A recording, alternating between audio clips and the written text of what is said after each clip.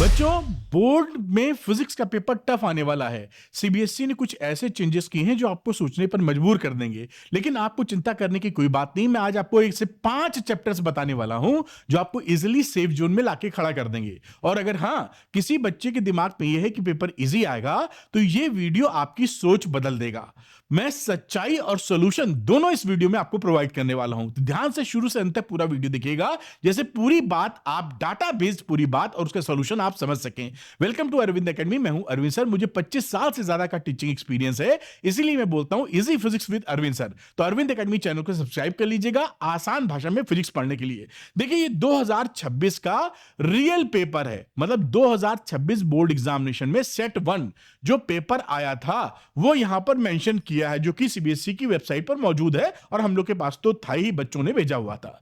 तो यहां पर ये फिजिक्स के पेपर ने ये कंफर्मेशन कर दिया था कि अब फिजिक्स की कहानी बिल्कुल बदल चुकी है, यानी पेपर टफ आएगा, ये पक्का हो गया। कैसे पक्का हो गया ये मैं बताता हूं, ध्यान से देखते रहिए बात। क्या हुआ, 2024 में मैंने एक पोल कराया बेटा, जब पेपर, क्योंकि मुझे अंदाजा हुआ कि बच्चे कह रहे हैं पेपर बहुत टफ है, तो हमने कहा अपने टीचर तो ये सोचता है ना, एक जनरल टीचर, एक नॉर्मल टीचर, कि भाई आप पढ़ोगे तो कर लोगे, नहीं पढ़ोगे तो मुश्किल हो जाएगी, इस भावना के तहत चलता है। लेकिन आप में से मेजॉरिटी ऑफ स्टूडेंट्स का क्या फीलिंग है वो ज्यादा इंपॉर्टेंट होता है, क्योंकि आप उस रियल एटमॉस्फेयर में झेल रहे होते हैं। तो 2024 में देखिए, 24 में 1 लाख, करीबन 1 लाख की वोटिंग मैंने कराई, यानी फीडबैक मिले अपने को, आपके द्वारा दिए गए फीडबैक। वेरी और टफ, टफ की कैटेगरी में अगर आप इसको जोड़ दें तो करीब करीब 90% बच्चे ने यह बोला कि यह पेपर आपका फिजिक्स का टफ था। अब यह हुआ कि चलो भाई, किसी साल पेपर टफ आ जाता है, कभी इजी भी आता है, कभी टफ भी आता है, तो हो सकता है 2024 में पेपर टफ आ गया हो, कोई बात नहीं। अब आता है 2025 का साल। 2025 में जो मैंने पेपर आपको दिखाया ओरिजिनल, उसने तहलका मचा दिया। और उसकी स्थिति क्या हुई, यहां पर देखिए, करीब करीब 1.5 लाख फीडबैक्स हैं, सॉलिड डाटा, मतलब 1.5 लाख बच्चों ने रिस्पॉन्स किया, बहुत बड़ी बात है। और यहां वेरी टफ टफ कैटेगरी में अगेन 90% बच्चा ये कहता हुआ पाया गया कि ये भाई साहब पेपर बहुत टफ था। और आपको लगेगा कि ये अधिकतर बच्चे पढ़ते नहीं है, टीचर ये सोचते हैं इसलिए इसमें से भाई ऐसा हो रहा होगा, बच्चे टफ बोल रहे होंगे। नहीं, इसमें कई बच्चों के मैं कमेंट आपको दिखाता हूं और उसके पीछे की सच्चाई भी बताता हूं, जिसको आप जानिए, समझिए, और जो मैं एक्शन लेने को बोल रहा हूं वो लीजिए। अब देखिए, ये एक बच्चे का कमेंट है जो कि 2025 का पेपर दिया, और उसके बाद उसने क्या बताया कि सर जेई में मेरे 96 परसेंटाइल है। 96 परसेंटाइल कोई छोटे परसेंटाइल नहीं है, अच्छा बच्चा है इसका मतलब।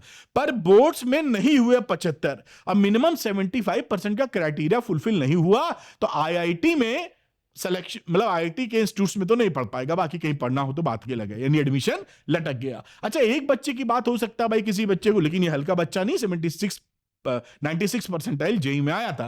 अब देखिए, कुछ बच्चों के और कमेंट आपको दिखाते हैं फटाफट। ये बच्चा लिख रहा है, सुनील तिवारी जी लिख रहे हैं, सर मेरे 40 मार्क्स आने चाहिए थे, आरटी लग गई 15, तो मेरे एमसीक्यू ही सही थे, आए 10। कह रहे हैं कि 40 मार्क्स की पूरी इनकी सिचुएशन थी और साथ में 15 नंबर के तो एमसीक्यू से ही थे, मिले 10। अब ये बच्चा उम्मीद कर रहा है 40 को, मिल रहे हैं 10 नंबर। उसके बाद देखिए, सर राशिद दवा, आप लोग नाम लिखते हैं उसको नहीं पढ़ते, सर मेरी बेटी ने सारे क्वेश्चन अटेम्प्ट किए थे पर बीच में 2 पेज खाली छोड़ के आगे बढ़ गई, अब इस पेपर में सिर्फ 9 नंबर मिले हैं। यानी जो लोग एक्सपेक्ट कर रहे थे कि मेरे नंबर मिल जाएंगे, सबको ड्रामेटिक झटका पड़ा। क्यों पड़ा ये भी दिखाऊंगा। आगे देखिए, अब कोई फायदा नहीं, जितना मार्क्स सोचा था वो भी नहीं आए और अब कुछ नहीं हो सकता। मैं इसको थोड़ा बड़ा करने की कोशिश करता हूं, जैसे आपको पढ़ने में आसानी हो। तो ये देखिए, मैं यहां लेके आता हूं जिससे आप आसानी से बढ़िया तरीके से पढ़ सके। अब कुछ नहीं हो सकता, ऐसा ये बोल रहे हैं। अब इसके बाद एक कमेंट और आगे है, क्या मैं दिखा पाऊंगा इसको, मैं नहीं दिख, ये अच्छा आया। तो यहां पर बात करें, wow CBSE, I was expecting 75 plus in English but I got 40, I was expecting 40 मिले, जहां 75 प्लस की उम्मीद थी, 40 से मिले। आई was expecting 50 plus in maths, भाई आई गॉट कंपार्टमेंट, मैथ्स में कंपार्टमेंट लग गई इनकी। आई was expecting 45 plus in physics and chemistry, I got 25 each. Shame on you, मतलब सीबीएसई को ये बुरा भला कह रहे हैं। अब यहां पर देखिए, एक और कमेंट था, ये इसकी बात कर लेते हैं। ये बच्चा जो है करीब करीब 95 एक्सपेक्ट कर रहा था और 75 मार्क्स इसको मिले हैं। ये बच्चों के आप ही में से कई बच्चों के फीडबैक हैं। एक्चुअली क्या हुआ, पेपर तो टफ आया लेकिन सीबीएसई ने एक बहुत बड़ा बदलाव कर दिया। 2025 से उन्होंने थर्ड पार्टी चेकिंग कर दी, और थर्ड पार्टी चेकिंग का मतलब है आपकी कॉपी चेक करने के लिए ठेका दे देना, और वो लोग एजेंसियां कॉपी आपकी चेक करेंगी। उसमें क्या होता है कि मान लीजिए किसी भी लड़के ने एमएससी करके निकला, पढ़ाने का एक्सपीरियंस नहीं है, और उसको दे दिया कि आप कॉपी चेक करो, तो उसको जो मिल जाता है मिला के वो कॉपी चेक कर देता है। वो जानता नहीं, वो लीनियंट मार्किंग नहीं कर सकता है। सही तो सही, गलत तो गलत। एक टीचर जो मैं कई साल से आपको पढ़ा रहा हूं, मुझे मालूम है कि आप क्या लिख रहे हैं और कितना सही बात है कितना गलत। वो तो एक रोबोटिक, मोटे तौर पर रोबोटिक स्टाइल में चेकिंग हो जाती है। उसका नतीजा क्या हुआ कि बच्चों का जो एक्सपेक्टेशन था वो भी नंबर नहीं मिल पाए। अब क्या है कि ये जो थर्ड पार्टी चेकिंग थी, ऐसा मान के चलते कि चलो एक बार कराई, भारी मात्रा में तबाही मचाई गई, अब बोर्ड नहीं कराएगा। लेकिन बोर्ड ने देखिए एक नोटिफिकेशन जारी किया, ये सारा डाटा बता रहा हूं, ये देखिए यहां पर सारे नंबर लिखे हुए, आप चेक कर सकते हैं। उसमें इन्होंने बताया कि there is no change in the assessment in 25-26, यानी इस साल आप जो बोर्ड देंगे उसमें कोई भी असेसमेंट में, कॉपी चेकिंग में, असेसमेंट में कोई चेंज नहीं किया जाएगा। जो 2024-25 में था वही रहने वाला है। मतलब इसका क्या हुआ कि पेपर आएगा आपका टफ, और कॉपी चेकिंग होगी थर्ड पार्टी के द्वारा, यानी करेले पर नीम जला, एक चैलेंजिंग सिचुएशन हो गई, करेले पे नीम चढ़ा कह लीजिए। तो क्या हुआ कि पेपर टफ आने वाला है जिसकी तैयारी आप करनी होगी, और थर्ड पार्टी चेकिंग है, इसलिए औने पौने लिखेंगे तो नंबर आपके बहुत कम मिलेंगे। अब इसका सॉल्यूशन क्या है? बिल्कुल डरने की बात नहीं, मैं आपको इसका सॉल्यूशन भी दे रहा हूं।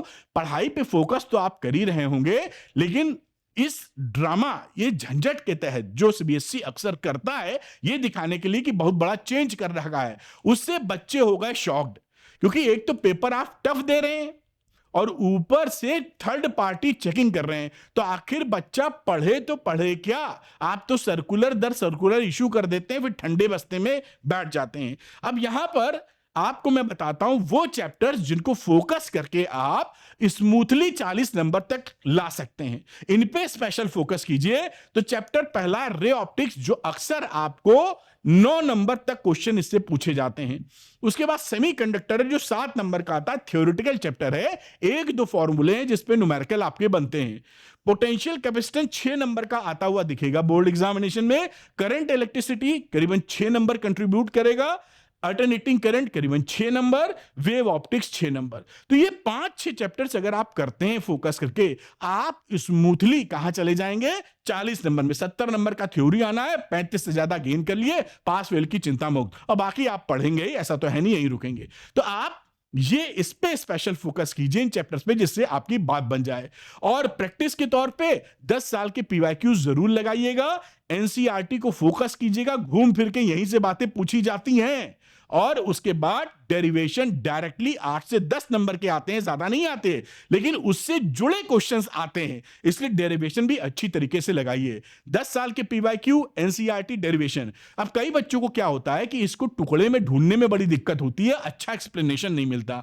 तो मैंने क्या किया है, 10 साल के पीवाईक्यू, एनसीईआरटी और डेरिवेशंस, पूरी बुक के 130 सभी, ये वीडियो की बात कर रहा हूं, इनके वीडियो सोल्यूशन बनाकर आपको ऑल इन वन कोर्स में प्रोवाइड कर दिए। एक ही जगह मेरे खुद के रिकॉर्ड किए वीडियो सरल भाषा में आपको मिल जाएंगे और आपका प्रॉब्लम सॉल्व हो जाएगा। तो आप ऑल इन वन कोर्स लेकर आप 10 साल के पीवाईक्यू, एनसीईआरटी को examples and questions and derivations पूरे अच्छे से पक्के कर सकते हैं। अब ये तो बात रही कि भाई क्वेश्चन लगाने की। कुछ बच्चे ऐसे हो सकते हैं जो ये कहे कि सर हमने पढ़ना स्टार्ट नहीं किया या 5-10% ही पढ़ा है, तो मैं क्वेश्चन कैसे लगाऊं? तो उनके लिए बेटा है अपना द्रोणा का कोर्स। यहां पर ऑल इन वन तो आपको मिलेगा ही मिलेगा, इसके अलावा लाइव क्लासेस भी हैं, रिवीजन नोट्स हैं, MCQ, case study, assertion reasoning, सब कुछ यहां मिल जाएगा। तो आप द्रोणा को ज्वाइन कर सकते हैं। यहां पर इसके साथ जुड़कर आप कुछ रिसोर्स और लेने की जरूरत नहीं, आप बस पढ़िए मेरे साथ